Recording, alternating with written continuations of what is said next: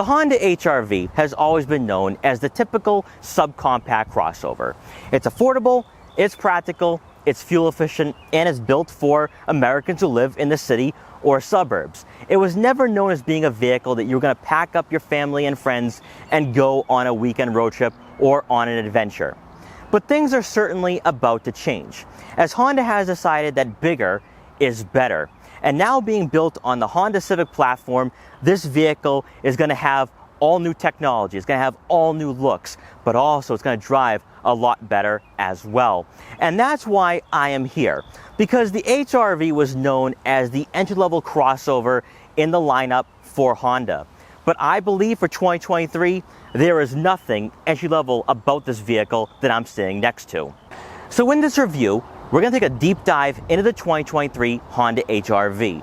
Check out all the features it comes with, also see how it compares to last generation, and also see why, if you're looking at buying a subcompact crossover that gives you everything you're looking for, whether it's practicality or interior spacing, then maybe taking a look at the 2023 HR-V might be a great decision. Now before we get in this video, I want to give a huge shout and thank you to Honda North in Danvers, Massachusetts for allowing me to do this review. Their link will be in the description below, so you can check out their extensive Honda inventory. Also, before you get started, make sure to hit the subscribe button and click the notification bell so you're notified every time a new video goes live on the channel. And so, without wasting any further time, let's get right in this review. The subcompact crossover market has essentially been the modern interpretation of econoboxes, where they're economical and affordable. But with consumers demanding practicality, these vehicles have offered far more value than the small cars they replaced last decade. As we rapidly move forward through the 2020s, this segment is evolving, as rival brands and traditional competitors are upsizing to become crossover alternatives to the Corolla, Honda Civic, Subaru Impreza, and Hyundai Elantra. The 2023 Honda HR-V is signaling a new era, where it's not going to be seen as disposable or simply economical, but rather a crossover that's affordable yet well-rounded to meet the expectations of buyers in today's automotive market.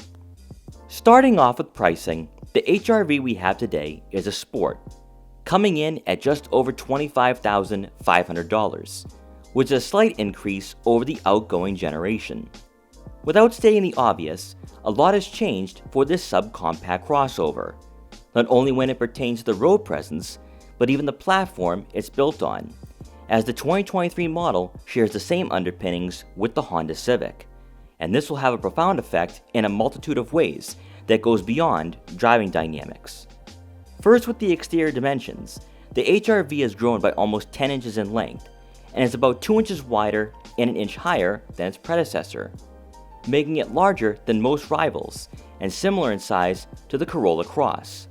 While the subcompact wouldn't necessarily be considered an off-roader by any means, the LX and EXL trims will have 7 inches of ground clearance, which is an improvement of 3/10 of an inch compared to last generation. However, for the Sport trim, you'll have an additional 3/10 of an inch to give you 7.3 inches of ground clearance, and that can mostly be attributed to the 18-inch wheels that come standard. Where Honda raised eyebrows for 2023 is with the exterior design, as this crossover sheds its affordable and basic looks from the past for something a bit more robust, youthful, and dare we say, upscale. The styling cues are certainly influenced by the Civic, yet there's more than enough cosmetic features that brings uniqueness and individuality to the lineup, even with the standard full LED headlights that show relation to the four-door sedan. The Sport trim will add plastic molding around the lower portion of the front bumper and fender, which for the EXL is replaced with a gloss black trim for a sleeker appearance. One attention to detail that we typically don't see in this market is the air vents below the headlights that are actually functional, which is rather telling for the HR-V, as most affordable crossovers don't receive the same level of development as larger SUVs within a brand's lineup. Best of all for consumers who weren't fans of the chrome accents on last year's model, Honda went trendy for an angular front grille rather than traditional horizontal bars. Moving over to the side profile, as mentioned earlier, The Sport will be sitting on 18-inch gloss black alloy wheels, but 17s do come standard for the LX and EXL. Now that the HR-V is underpinned by a more rigid chassis, Honda gave their smaller crossover independent rear suspension, and this is where buyers will notice the improved ride quality and refinement that may have been lacking in the past. Providing some color contrast, you'll have gloss black side mirrors for the Sport to go along with blind spot detection for added safety. Then coming around to the back, capturing our attention is the smooth body lines, specifically for that roof line, which is somewhat coupe or hatchback-like rather than the boxier designs that we normally see in this market. Interestingly enough, the HR-V resembles SUVs from Acura, and that may be due to the more athletic appearance to better compete with the Mazda CX-30 and Hyundai Kona. The LED taillights are a pleasant addition that brings a sense of quality that we don't usually see at this price point. Unlike rivals, Honda finished the rear fascia off with contrasting brushed aluminum accents for the rear diffuser that sits just below the plastic molding, providing both a rugged and sporty aesthetic. Under the hood, the new HR-V is powered by a 2-liter 4-cylinder engine that produces 158 horsepower and 138 pound-feet of torque, and is paired with a CVT. As the performance numbers would suggest, this is not an athletic or spry crossover, as 0 to 60 times are around 11 seconds, but it's very likely that traditional HR-V buyers will be drawn in by the affordability, better practicality, and overall efficiency that the 2023 model provides. As we saw for the last generation, front-wheel drive does come standard, but for an additional $1,500, you can opt for all-wheel drive to take on winter road conditions. For fuel economy, you're looking at right around 25 miles per gallon in the city and 30 miles per gallon on the highway for all-wheel drive models, whereas front-wheel drive will be marginally better. Stepping inside, you can buy manually adjustable heated cloth seats for both the driver and passenger. Leather upholstery will be standard for the EXL. When it comes to comfort, the seats do provide a decent amount of support, but bolstering will be kept to a minimum, which is to be expected for a crossover in this market. Making a good first impression, Honda didn't cut corners for the interior quality, as there will be soft touch materials on the dashboard and armrests. And if you're familiar with the new Civic, the button layout and vent designs show some similarity to the sedan the HR-V is based on. Another aspect taken from the Civic is the half-analog, half-digital gauge cluster, with the left side being home to the information display. And by using the buttons mounted on the steering wheel, you can scroll through different settings and customize what you see in front of you. And it's here where the drive mode you have selected will be displayed. For a crossover priced around $25,000, the resolution and quality is rather impressive, and that continues on with the user interface as well. For the LX and Sport, there'll be a 7-inch touchscreen with Apple CarPlay and Android Auto compatibility. EXL models will have the upgraded 9-inch head unit, which will provide more in-depth functionality, whereas this infotainment system is straightforward and offers the bare necessities. You'll have physical dials for the volume and tuning, and quick access buttons mounted just beneath the screen. While this user interface is rather basic, responsiveness and graphics are still pretty good for this segment. But if you're looking for improved technology, you may want to upgrade to the EXL.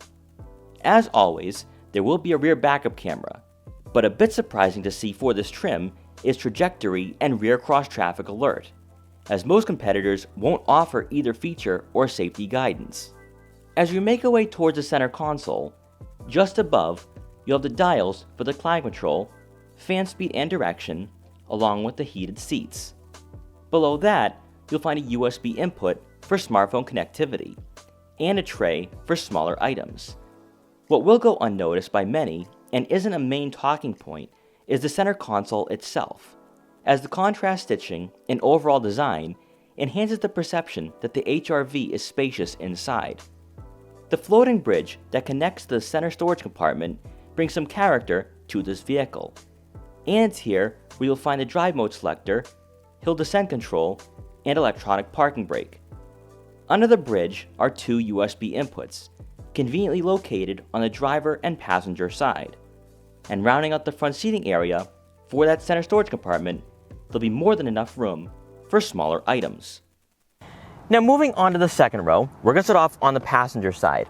And this seat is adjusted further back. It's also somewhat on a recline. And I have more than enough legroom to work with here. Now, I'm not the tallest person out there. I'm around 5'5". But compared to other subcompact crossovers in this market, or vehicles that are being considered as rivals to the HR-V, this is far and away more spacious. Now, compared to last generation, you actually lose 1.5 inches of legroom, which I'm just not seeing that. I'm not buying that at all. You do have more shoulder room and headroom than last generation, but I believe that this is very spacious for a crossover of its size. Now, when I think of competitors, it's going to come back to the Subaru Crosstrek, Mazda CX-30, and Hyundai Kona. All three vehicles are not the most conducive for a growing family, especially the Mazda CX-30. You've probably heard me say this a number of times, that the CX-30 is just not very family friendly, or it's friendly enough where you can have kids in child seats. And I think that's what hurts that crossover a lot in this market. But the HR-V, on the other hand, is a completely different proposition, where I feel as though you can have those kids in their child seats back here, but also you can have taller passengers as well. We're talking people 5'8", 5'9", and above, and that's where I feel that the HR-V has taken a major leap forward. The interior spacing is what really makes this crossover, I think, worth it at its price point. Now, moving on to the center seat, again, we're talking a vehicle that is considered a subcompact crossover, so it's not going to have the same width as an CR-V or a Toyota RAV4. However, because there is no aggressive center hump, you might be able to fit a third person. Now, it is going to be a tight squeeze, but I do think it could work on shorter drives, and I have never said that before for a subcompact crossover. And that's why I feel that if you are looking at buying some of the competitors in this price range and market, take a look at the 2023 HR-V, because I don't think you'll be disappointed when it comes to practicality and interior spacing. And then on the driver's side, I adjusted the seat to someone of my height, around 5'5", and I have plenty of legroom to work with here. Once again, I feel as though I'm reviewing a compact crossover. And when I look at the interior layout, when I take a look at the interior spacing, this vehicle has been specifically designed to go head-to-head with the Toyota Corolla Cross, but also other formidable foes in this segment, and I think the HR-V for 2023 is equipped to take on those vehicles and succeed quite well right off the bat. Also back here, you won't have air vents, which isn't too much of a surprise for a vehicle priced around $26,000, $27,000. You also won't have a 12-volt outlet or USB input, but I'm thinking that's because you have 3 USB inputs up front. Also, you won't get a center armrest with 2 cup holders, but that's not a surprise either for a vehicle in this price range, but there will be a cup holder on the door panel. Now, coming around to the back, you're not going to receive a power liftgate on the HR-V regardless of trim level. It's just not very common in this segment, despite the fact that the Mazda CX-30 does offer that feature. But inside, you're going to have right around 24.4 cubic feet of room behind the second row seats, which is going to outclass many in this market. We're talking vehicles like the Subaru Crosstrek, Hyundai Kona, and also the Mazda CX-30. Now, we take a look at exterior dimensions. We have to bring that into consideration as well, because it's about 7 inches longer than the Mazda CX-30, 3 inches longer than the Subaru Crosstrek, and 14 inches longer than the Hyundai Kona. And due to that, this vehicle is going to be more practical. I was able to fit all my camera gear today and then some. It almost feels as though I'm reviewing a compact crossover.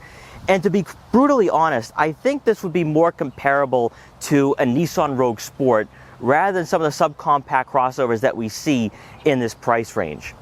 Then with the second row seats folded, you're looking at right around 55 cubic feet of room, which is actually overall less space than last generation. But within this segment and within this price range, this is very family friendly, and I think a great value for its price point at around $27,000. So if you are going on that road trip with the family, or maybe you're going to the Cape this time of year to get away from the summer heat, then this is definitely going to be a great option, because you do have the interior spacing that makes it a great choice if you do have a growing family. Then beneath the floor mat, you are going to find your fix-a-flat kit, but also there will be some compartments for some smaller items, so that if you do have some valuable equipment or valuable electronics, you can leave them back here and have that peace of mind knowing that no one will be able to peek in and steal what you have. And then once you're done, just grab onto the handle and close the hatch. Your first impressions for the 2023 Honda HR-V are most likely going to be, wow, this vehicle is decently sized. It's losing its subcompact demeanor. And you're certainly not wrong with that. When you take a look at the exterior dimensions, you have a vehicle around the size of a Mazda CX-5.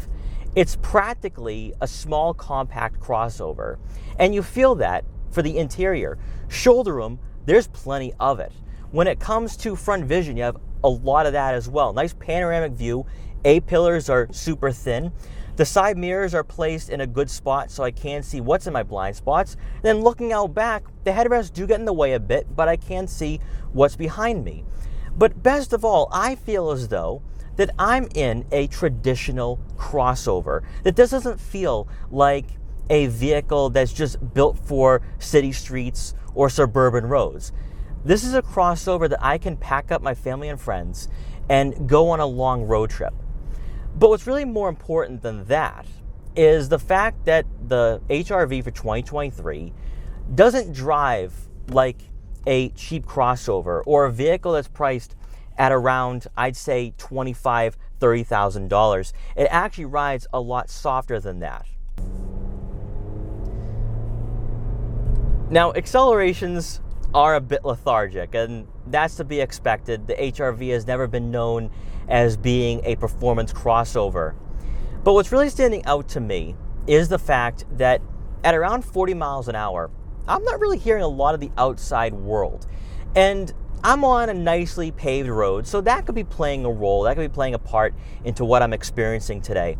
But the way it's driving, the way it handles, the way the suspension goes over the bumps, this feels very well refined for a crossover that's priced around $27,000. I'm genuinely surprised and impressed because the HR-V has always been known as being the affordable crossover, the fuel efficient, the econo box. This isn't an econo box. This isn't an entry-level crossover. This to me feels like what a Honda CR-V used to maybe 10, 15 years ago. And I think that's saying quite a bit. That's making a very bold statement. But this is really nice. So let's get on the highway here. Let's see what the HR-V is made of. Love the brake feel. Love the brake feel. Now, steering input, it is light but direct. It's not heavy and not tight. So you're not going to have a lot of feedback in the corners.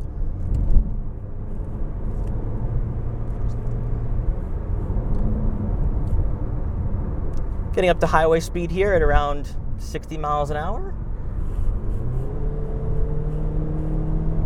And I made it safely onto the highway. Now, lane departure warning did kick in there. So one thing I love about Honda is that they're really focusing on the safety aspect as well. So if you do drift out of your lane, the steering wheel will kick you back into the lane you're currently in. Road noise, I'm not really experiencing it at 65 miles an hour. Now, maybe if you're listening to this on camera, it might be a whole different experience, but for a crossover in this price range, I'm not really noticing a major difference compared to its rivals.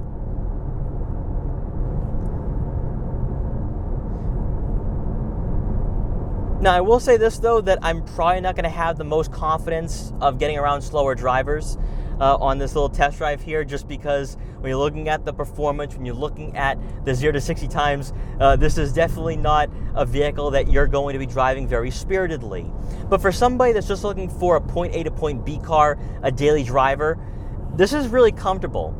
Also, another thing, too, is that the CVT, when I did get on the highway, it shifted pretty well. It mimicked the gears. That's exactly what I want to see.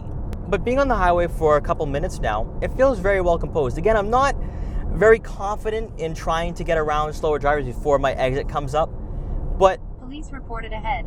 Well, I don't need to worry about the police because there's no way this thing is going to ever get caught speeding. But I do love the fact, though, that it does feel planted to the road. It does feel as though the chassis is rigid enough where it feels a bit more upscale than the price point would suggest.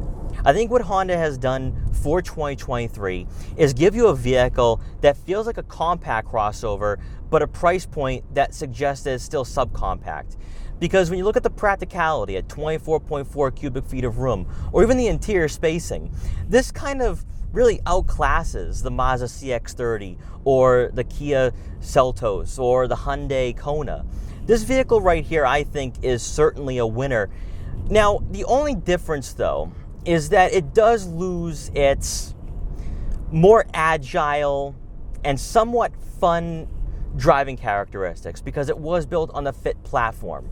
Where this feels more mature, it feels like a grown-up crossover, and that may appeal to you. From what I hear, these are already sold out at Honda North, and I think for a really good reason. Whether you are buying the Sport or you're buying the EXL, this crossover is giving you quite a bit. Now, for the Sport, you might question whether the cloth seats are going to be comfortable. I actually think they provide a decent amount of support. I'm not complaining at all whatsoever. And I think that's also going hand in hand with the suspension as well. The suspension is very forgiving, and I'm going over the bumps a lot easier and less harsher than the last generation HR-V. But as a daily driver, I think this is definitely a great vehicle for a younger family or somebody that's just looking for an affordable crossover that's also spacious enough where you can have your friends or your children in the back. And that's what's really missing in this segment. The CX-30 is not a vehicle that I would say is great for somebody with maybe 2 kids. And Mazda has never really marketed that vehicle as being a family crossover. You're always going to feel as though you need to upgrade to the CX-5. The HR-V, I think, is changing the game where, yes, it's designed specifically to take on the Toyota Corolla Cross, but I feel as though it's something a bit more as well. That you're going to have the quality and the refinement of a vehicle that probably would be priced around $30,000 rather than $25,000 or $26,000. You also have all-wheel drive, so you don't need to worry about going through deep snow, or if you are going to be taking this off-road, you can do that as well. I just think that what Honda has created here for this next generation HR-V is a vehicle that I think is going to redefine how we look at subcompacts, because it feels as though I'm driving a trimmed down CR-V. And I think a lot of it is because it is built on the Civic platform. The interior layout, I think, is very classy for its price point. Now, I would say, though, definitely go with the EXL. You want to have the 9-inch touchscreen, you want to have the leather trim seats and the moonroof. I would definitely go in that direction for sure. It can handle the corners quite well. Steering provides a lot of confidence. And as I said before, there's not a lot of the outside world entering into the cabin. The 4-cylinder engine is pretty quiet. Now, speaking of the 4-cylinder engine, the 2-liter, a lot of people have questioned why Honda went in that direction. Why didn't they drop in the 1.5-liter turbo? And I actually see them doing that in the future, probably 6 to 12 months down the road. And the reason why I say that is because they wouldn't drop the 1.5 right before the CR-V gets unveiled for 2023. And when I look at the exterior dimensions, when I look at the performance, when I look at what Honda could have done, I see the CR-V going through a growth spurt, probably maybe an extra 3 inches to go to 185 inches in length, because that would give you about 5 inches difference between the HR-V and the CR-V. But also when it comes to performance, I just don't see Honda missing on the opportunity to drop in a 1.5. I think that's definitely coming down the road, and it would be super beneficial for this vehicle moving forward. However, I feel as though that the 2-liter naturally aspirated 4-cylinder is definitely more than enough for a lot of drivers that don't care about performance, that's just looking for a practical, affordable, and efficient vehicle. And that's exactly what the HR-V is. So in closing, after spending a good amount of time with the 2023 Honda HR-V, what are my final thoughts and takeaways for this crossover? I think Honda has done a fantastic job of making this vehicle seem a bit more upscale than the price point would suggest. And it's mostly due to the fact that this vehicle is now built on the Civic platform. And the Honda Civic is far and away better than most of its rivals, and it's far and away better than the prior generation. And I'm going to say the exact same thing for the HR-V. Now, I am in a sport, so we're not going to have the 9-inch touchscreen. We're not going to have the leather trim seats. We're not going to have the dual zone climate control or the power moonroof. But for the EXL, at around $30,000, that's pretty fantastic and phenomenal. But if you're looking for a vehicle at around $26,000, $27,000 that just gives you the basic necessities, then I think you're going to love what the HR-V is offering. It's practical, it's relatively fuel efficient, very spacious for the interior, but also I think the comfort level for the interior is certainly an eye catcher for sure compared to other vehicles in this market. Then when you factor in the driving dynamics, where it feels far more refined, it feels more upscale with the independent rear suspension, I think now you have a vehicle that is definitely a great buy at around $25,000, $26,000. It's family friendly, and I really don't know what else you could ask for in this segment, mostly due to the fact that when you look at its competitors, they're traditional subcompacts, whereas this is kind of on the edge of being considered a true compact crossover. And that's why I feel that if you are looking at buying a decent sized vehicle that you want to feel as though you're getting your money's worth, I think the 2023 HR-V is definitely worth taking a look at. And if you do have a budget at around $33,000, $34,000, take a look at the EXL, because I think you're definitely going to be impressed. So guys, thank you so much for watching this video. Please like, comment, share, and subscribe for more. Also make sure to follow me on Instagram at Boston Autoblog so you can see what I'm up to and what vehicles I'll be featuring in the future. And I will see you guys next time.